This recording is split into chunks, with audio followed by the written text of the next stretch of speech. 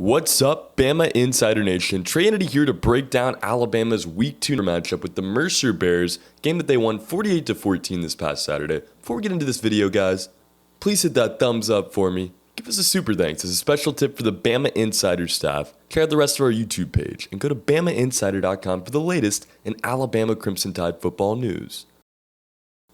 Today, we're going to get it started with the man himself, Bryce Young, who set more records and continues to turn more heads, guys. We saw it in week number 1. That, I think, was really Bryce Young's coming out party. We got the first chance to see what he was capable of. Week number 2 set some more records. He's now the first quarterback in Alabama history to score 7 touchdowns in his first 2 games. You look at the final number there, 19 for 27. He had 227 yards, 3 touchdowns in that week 2 game. Now, guys, there was a slow start for this offense. It's undeniable.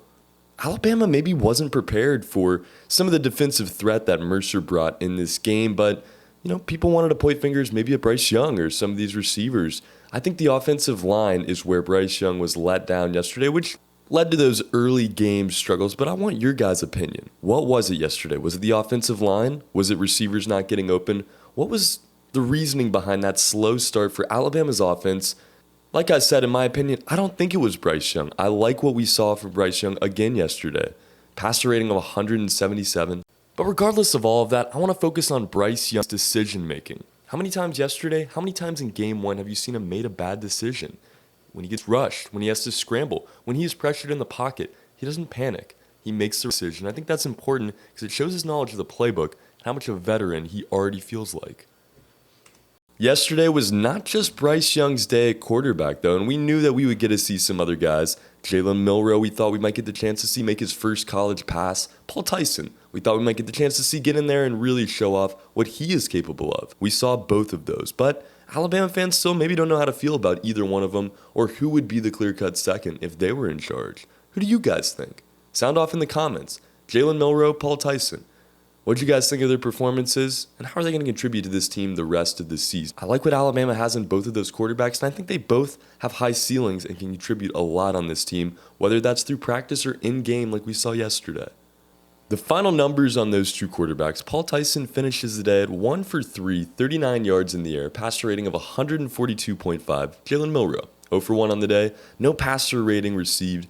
But on the ground, Jalen Milroe looked really good. He had 7 rushes for 33 yards, a long of 14, and averaged 4.7 yards per carry. Really like the ceiling on Jalen Milroe. Paul Tyson, very steady as well. Love what these guys are doing. Love what they can contribute to this team. Let me know what you guys think. Who you would pick as the backup right now if you were the head coach, or if you would pick a backup at all. I think both of these guys can really contribute to this team down the stretch. Let's talk about the guys that Bryce Young, Paul Tyson, Jalen Milroe were throwing to yesterday, starting off with JoJo Earl, the youngster leading this receiving group. And this was really exciting, guys, because we knew he was going to kind of be the first of this freshman receiving class to get his chance, and we knew it would come in multiple ways. Punt returns and on the receiving core as well. Now, this has been another divisive argument around Alabama's program, and I want you guys to get in the comments here again and let me know what you think, because I saw this argument on Twitter over and over again last night. Slade Bolden or JoJo Earl? Who needs to be returning punts right now? Should they mix them back and forth, or do they need to get a consistent guy to keep doing this for each punt return? I think JoJo Earl has a little bit more explosive speed, but Slade Bolden's going to be a little bit more steady in that punt return as well. Both of them, though, doing a nice job in the receiving core. Slade Bolden just 1 catch yesterday. He had 18 yards, though, with the 1 catch and a touchdown as well. Solid day. A little spin move over the goal line to get in there. You look at the rest of this receiving core. Jamison Williams had a touchdown himself. He had 3 catches on the day. 31 yards, averaged 10.3 per catch. Total of 7 targets. Another guy with 7 targets, JoJo Earl, who made all 7 of those catches. He had 85 yards on the day, along with 39, and averaged 12.1 per catch. You look at all the numbers here for this receiving core.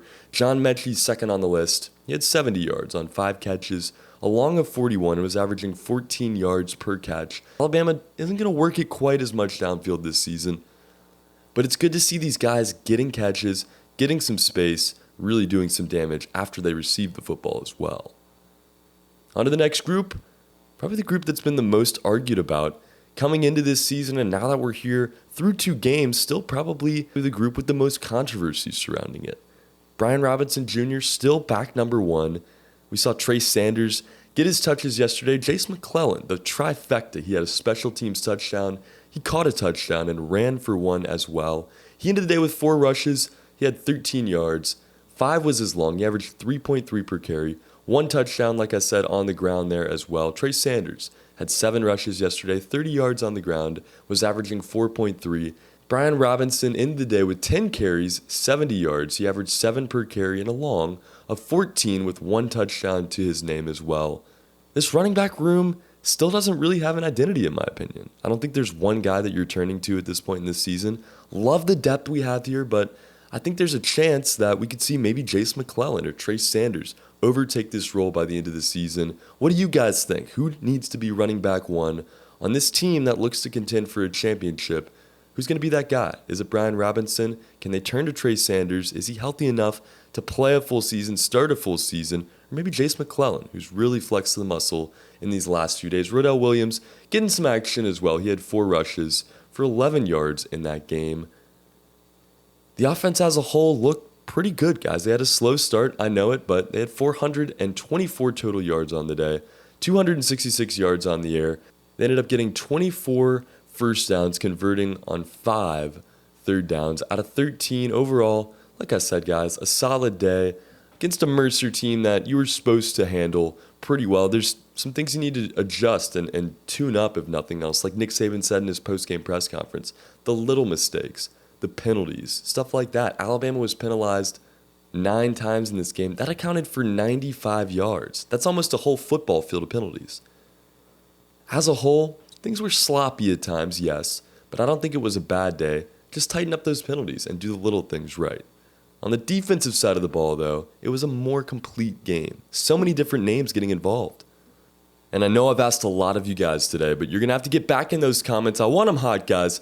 Who was the defensive MVP from Alabama's Week 2 win over the Mercer Bears? There's a lot of different guys you could call to here. There was some interceptions in yesterday's game, some pressure as well.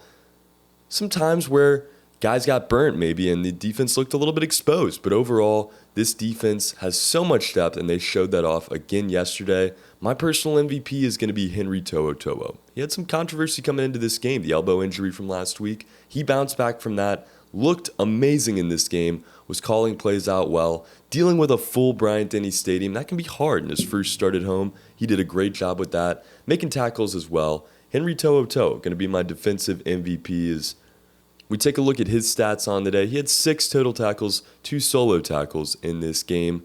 But like I said, just the leadership around that inside linebacker group, really setting up the rest of these guys like Christian Harris, who led the day in tackles with 8 and 4 solo tackles as well. Getting this group in good shape, even though they're missing guys like Chris Allen and now another guy in Will Anderson Jr. Obviously, this would be a huge loss if it is to be something serious. From what we've heard, this injury isn't going to be a major injury. Leaving this game, a question was posed. Will Anderson start against Florida? Maybe Alabama's biggest game of the entire regular season. Now, obviously, they may not have needed him against Mercer the rest of the way.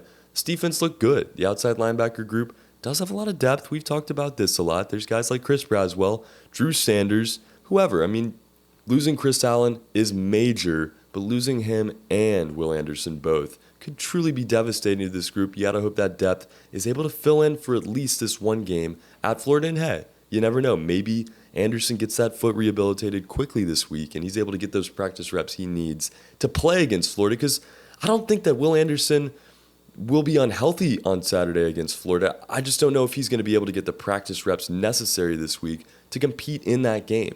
Going to have to keep an eye on that one as well. Youngster Dallas Turner could fill into that role. Love what we saw yesterday. He had 3 tackles, 1 solo tackle, really getting his first experience.